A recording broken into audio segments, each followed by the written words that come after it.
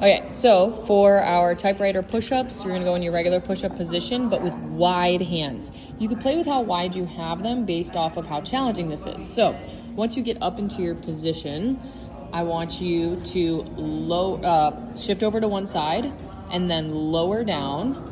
So you'll get a stretch on the opposite side, shift over through that typewriter, and then push back up.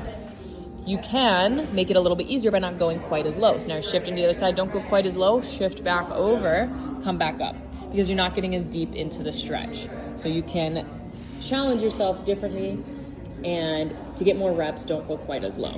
Make sure you breathe, of course.